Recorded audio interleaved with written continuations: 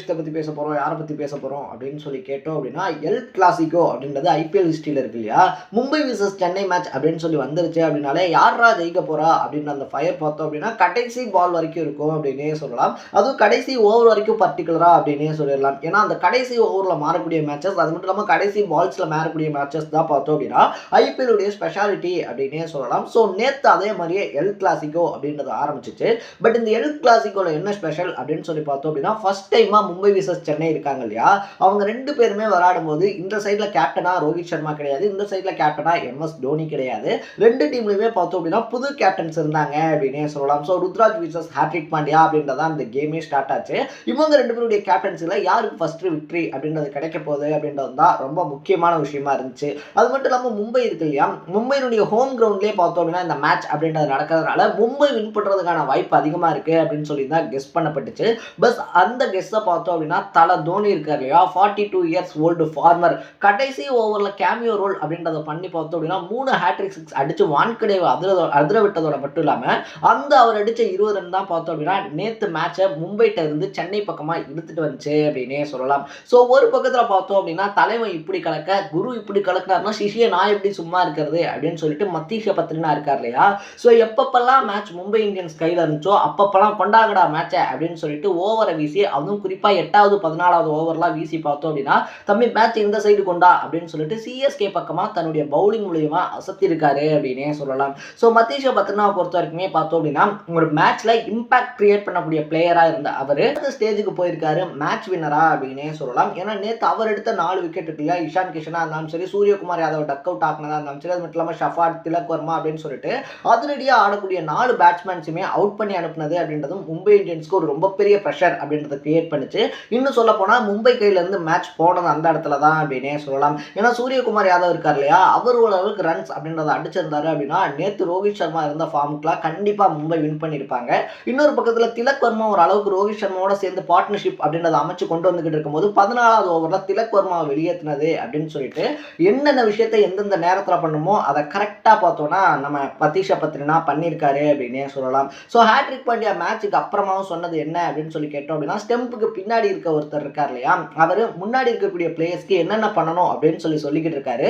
So அப்படி ஒருத்தர் இருந்ததுனால தான் சென்னை இந்த மேட்சை சூப்பராக வின் பண்ணியிருக்காங்க அப்படின்னு சொல்லி முடிச்சிருக்காரு. ஸோ நேற்று ஏன் மும்பை இந்தியன்ஸ் மேட்ச் அப்படின்றத தோத்தாங்க, சென்னை சூப்பர் கிங்ஸ் என்னென்ன மாதிரியான விஷயங்கள் அப்படின்றத பண்ணியிருக்காங்க, அது மட்டும் இல்லாமல் சென்னை விசஸ் மும்பை அப்படின்ற மேட்ச் எல்லா மேட்சையும் விட நேற்று ஏன் அவ்வளோ சுவாரஸ்யமாக இருந்துச்சு அப்படின்ற மாதிரி பல விஷயங்களை தான் நான் உங்க கூட ஷேர் பண்ணிக்க போகிறேன். அதுக்கு முன்னாடி நம்ம சேனலுக்கு நீங்கள் புதுசாக வந்திருந்தீங்க அப்படின்னா இதே மாதிரி அப்பப்போ அப்டேட்டாக போயிட்டு இருக்கிற விஷயங்கள் இருக்கு இல்லையா, அதை நீங்கள் தொடர்ந்து தெரிஞ்சுக்கணும் அப்படின்னு ஆசைப்பட்டீங்கன்னா மறக்காம சேனலை சப்ஸ்கிரைப் பண்ணிக்கோங்க.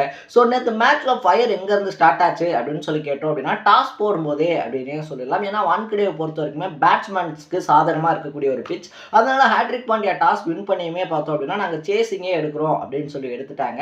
சென்னை சூப்பர் கிங்ஸை பொறுத்த வரைக்குமே பார்த்தோம் அப்படின்னா அவங்க ஆடக்கூடிய பிளேயிங் 11 இருக்கு இல்லையா, அதுலேயே சேஞ்சஸ் அப்படின்றதெல்லாம் பண்ண மாட்டாங்க. பட் நேற்று யாருமே எக்ஸ்பெக்ட் பண்ணாத இடத்துல ரகானே தான் ஓப்பனிங் வந்தார் அப்படின்னே சொல்லலாம். இதனடா புது ட்விஸ்ட்டு அப்படின்னு சொல்லி பார்க்கும்போது ரகானே இருக்கார் இல்லையா, அவருடைய ஹோம் கிரவுண்ட் தான் பார்த்தோம் அப்படின்னா வான்கடே. ஸோ அதில் அவரால் நல்லா பர்ஃபார்ம் பண்ண முடியும் அப்படின்ற ஐடியாலஜியில் தான் இறக்குனாங்க. பட் அந்த ஐடியாலஜி சென்னைக்கு கை கொடுக்கல அப்படின்னே சொல்லலாம். 1 டவுனில் நம்ம விட்டு வந்துட்டாரு. ரகானே இருக்கார் இல்லையா, அவர் வந்து சிங்கிள் டிஜிட் ஸ்கோர்லேயே அவுட் ஆனதுனால ருத்ராஜ் உள்ள வந்து பார்த்தோம் அப்படின்னா ஒரு கேப்டனுக்கான வேலை அப்படின்றது இருக்கு இல்லையா.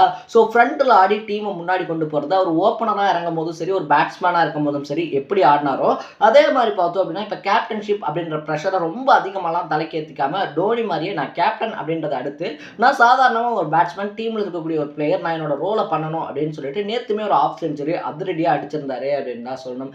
இன்னொரு பக்கத்தில் பார்த்தோம் அப்படின்னா நம்ம மிச்சல் இருக்கார் இல்லையா, மிச்சலை எதுக்குடா டீமில் எடுத்தீங்க டேரி மிச்சலை அப்படின்ற மாதிரி தான் இருந்துச்சு. கூட்டத்தில் ஒரு கருப்பாடு அப்படின்னு சொல்லிட்டு டேரி மிச்சலை பார்த்தோம் அப்படின்னா மீம்ஸு ட்ரோல்ஸ் இதெல்லாம் போட்டு கலாய்க்கவும் ஆரம்பிச்சிருக்காங்க. ஏன்னா கிட்டத்தட்ட 14 கோடி ரூபா பக்கம் எடுத்தாங்க. பட் அவர்கிட்ட இருந்து எதிர்பார்த்த அளவுக்கு பர்ஃபார்மன்ஸ் அப்படின்றது இல்லை அப்படின்னே சொல்லலாம். பட் பிளேயிங் லெவனை பொறுத்த வரைக்குமே பார்த்தோம் அப்படின்னா எல்லா பிளேயர்ஸுமே கரெக்டாக இருந்துருவாங்க, எல்லாருமே எக்ஸ்பெக்ட் பண்ண அளவுக்கு ப்ளே பண்ணிடுவாங்க அப்படின்லாம் சொல்ல முடியாது.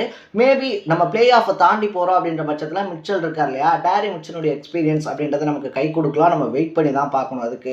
பட் அதுக்கப்புறமா வந்து நம்ம சிக்ஸர் மணி துபே இருக்கார் இல்லையா. ஸோ சிவம் துபேவும் பார்த்தோம் அப்படின்னா ருத்ராஜோட சேர்ந்து ஒரு சூப்பரான பேட்டிங் அப்படின்றத கொடுத்திருந்தாரு. மும்பை இந்தியன்ஸை பொறுத்த வரைக்குமே ஸ்பின்னர்ஸ்லாம் இல்லையே, சிவம் துபே வந்துட்டு எப்படி ஃபாஸ்ட் பவுலர்ஸ் அட்டாக் பண்ண போறாரு அப்படின்னு சொல்லி எல்லாரும் எக்ஸ்பெக்டேஷனோட இருக்கும்போது என்னால் அதுவும் முடியும் அப்படின்னு சொல்லிட்டு அவரால் முடிஞ்ச அளவுக்கு அதிரடியாக ஆடி இருந்தாரு அப்படின்னே சொல்லலாம். ஸோ உருட்டி பெரட்டி பார்த்தாலும் சென்னை ஸ்கோர் அப்படின்றது 200 தாண்டலையே. ஏன்னா வான்கடேவை பொறுத்த வரைக்கும் நம்ம முன்னாடியே சொன்ன மாதிரி பேட்ஸ்மேன்ஸ்க்கு சாதகமான பிச் அப்படின்னும் போது ஒரு 200 ரன்ஸாவது இருக்கணுமே அப்படின்னு சொல்லி எல்லாரும் வெயிட் பண்ணிக்கிட்டு இருக்கும்போது தான் 42 இயர்ஸ் ஃபார்மனுடைய என்ட்ரி அப்படின்றது இருந்துச்சு. என்னடா அந்த மனுஷன் இந்த சீசனோட வந்துட்டு பார்த்தோம் அப்படின்னா ரிட்டையர்ட் ஆக போறாரு அப்படின்னா வந்து சொல்லிக்கிட்டு இருக்கீங்க. ஆனால் இன்னும் அதே யங் டோனியா அதே எனர்ஜியோட விளையாடுறது. 20வது ஓவரில் இறங்கி ஹேட்ரிக் பாண்டியா இருக்கார் இல்லையா, அவருடைய ஓவரில் ஹேட்ரிக் சிக்ஸஸ் அடிச்சு பார்த்தோம் அப்படின்னா வான்கடேவே அதிர விட்டாரு அப்படின்னே சொல்லலாம். ஸோ கடைசி ஓவரில் அந்த 20 ரன் அப்படின்றது வராமல் இருந்துருந்துச்சு அப்படின்னா கண்டிப்பாக நேற்று மும்பை இந்தியன்ஸ் இருக்காங்க இல்லையா, ஈஸியாக மேட்ச் அப்படின்றத ஜெயிச்சிருப்பாங்க. பட் டோனியினுடைய அந்த 20 ரன் தான் பார்த்தோம் அப்படின்னா சிஎஸ்கேனுடைய வின்னிங்க்கு காரணமாக இருந்துச்சு அப்படின்னே சொல்லலாம். ஸோ ஃபர்ஸ்ட் ஹாஃப்ல பேட்டிங்கில் அதிரடி அப்படின்றதெல்லாம் காட்டி செகண்ட் ஹாஃப்ல ஃபீல்டிங் வரும்போது பார்த்தோம் அப்படின்னா அவங்க காட்டின அதே அளவுக்கான அதிரடி அப்படின்றத மும்பை இந்தியன்ஸும் காட்டியிருந்தாங்க.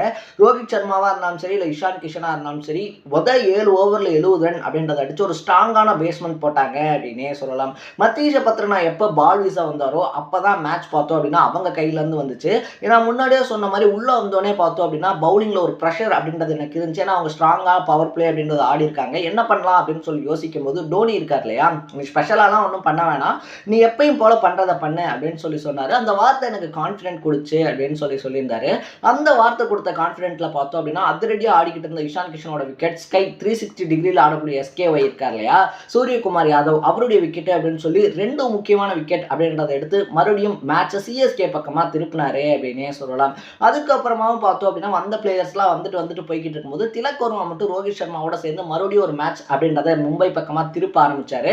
பட் 14வது ஓவரில் அந்த மத்தீஷ பத்ரனா இருக்கார் இல்லையா, அந்த கூட்டணி அப்படின்றதையும் உடைச்சாரு. ஷெஃபார்ட் அதிரடியாக ஆடக்கூடிய ஷெஃபார்டனுடைய விக்கெட் அப்படின்றதையும் எடுத்ததுனால மேட்ச் ஒட்டுமொத்தமாக சிஎஸ்கே பக்கம் வந்துச்சு அப்படின்னே சொல்லலாம். ஸோ இதில் மத்தீஷ பத்ரனா அப்படின்றத தாண்டி பார்த்தோம் அப்படின்னா 15வது ஓவர் விஷயம் ஷர்துல் தாக்கூர், 16வது ஓவர் விஷயம் துஷார் தேஷ்பாண்டே இருக்காங்க இல்லையா, இவங்க 2 பேருமே முக்கியமான ரோல் பிளே பண்ணாங்க அப்படின்னே சொல்லலாம். ஏன்னா 15வது ஓவரை பொறுத்த வரைக்குமே பார்த்தோம் அப்படின்னா ஷர்துல் தாக்கூர் இருக்கார் இல்லையா, அவர் வீசியிருந்தாரு. கிரீஸ்குள்ள 2 சைடுமே பார்த்தோம் அப்படின்னா ரோஹித் சர்மா ஆல்ரெடி நல்ல ஃபார்மில் விளையாடிக்கிட்டு இருந்த ஒரு பிளேயர், இந்த பக்கம் hat-trick Pandya. But 2 top players இருந்துமே பார்த்தோம் அப்படின்னா வெறும் 2 ரன் அப்படின்றதான் விட்டுருந்தாரு. அந்த ப்ரெஷர் பார்த்தோம் அப்படின்னா 16வது ஓவரில் ரெஃப்ளெக்ட் ஆச்சு அப்படின்னே சொல்லலாம். ஸோ துஷார் தேஷ்பாண்டேவை பொறுத்த வரைக்கும் அவருடைய ஓவரில் அடிச்சு தான் ஆகணும் அப்படின்ற இக்கட்டான சூழ்நிலையில் பார்த்தோம் அப்படின்னா ஹேட்ரிக் அவருடைய விக்கெட் அப்படின்றதையும் விட்டாரு. ஸோ ஃபைனலாக மேட்ச் பார்த்தோம் அப்படின்னா சென்னை பக்கமா திரும்பிச்சு அப்படின்னே சொல்லலாம்.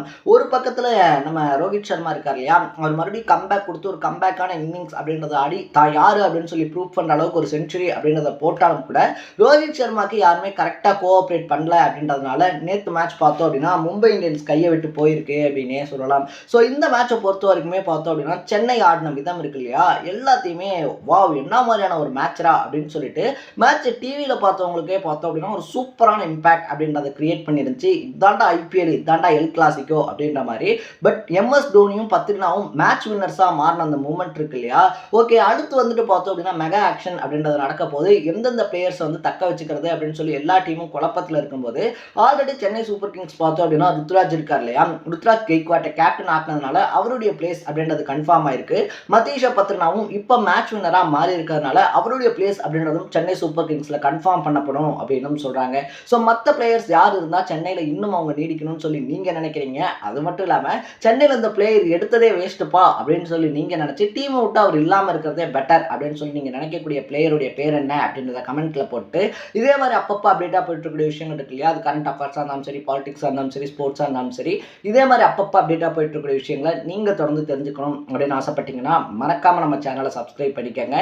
நாளைக்கு இதே மாதிரி இன்னொரு இன்ட்ரெஸ்டிங்கான வீடியோட சந்திக்கலாம். டாடா, பை பை.